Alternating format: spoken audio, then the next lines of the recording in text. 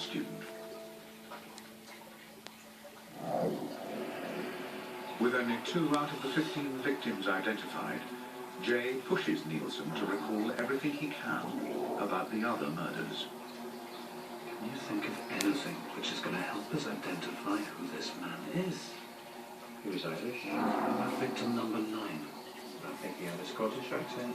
Victim number 10? You must have met him in the West End.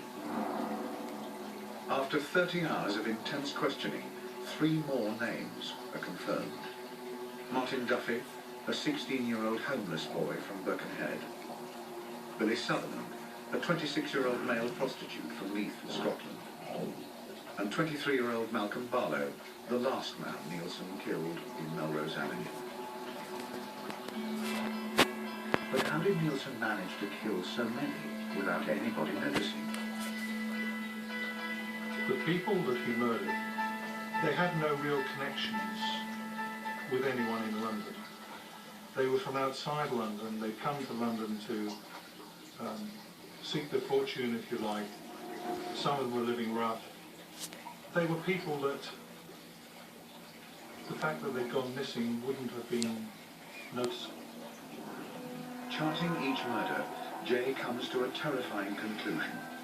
In one 18-month period, Nielsen killed a staggering 10 times, averaging 1 murder every 7 weeks. The forensic team begin an intensive search of the flat in Melrose Avenue. Methodically, they start to pull up every floorboard in the ground floor. Incredibly, even though it's been nearly 2 years since Nielsen lived there, they find vital microscopic evidence. We were able to find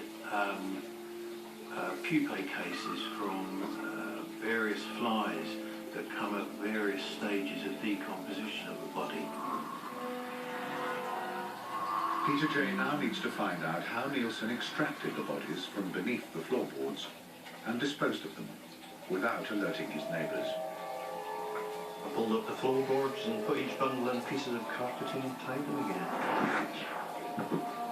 I decided to dispose of all these remains by burning. When the fire burnt down, did you do anything else? I pummeled it down to make sure no big bits were left behind. The further fragments were recovered in today's sifting, which the police believe are human remains. After 3 weeks of scouring Nielsen's garden in Melrose Avenue, the team extract over 2,000 bone fragments. These are bone fragments that came from the garden. This is the sort of thing that we found, little scraps of bone which had been through intense heat. Despite all their efforts, the bones proved too badly burnt and crushed to identify any further victims. The forensic search of Melrose Avenue is brought to a close.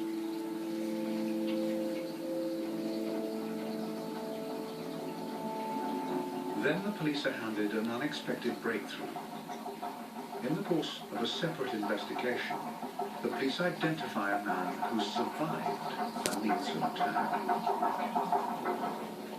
21-year-old Carl Stotter. Interviewed in 1983, Stotter recalls the night Nielsen tried to kill him. I fell asleep, I woke up and he was strangling me.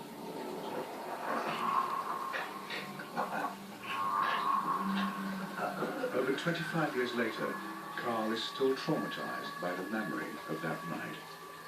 I remember this guy lying on my back and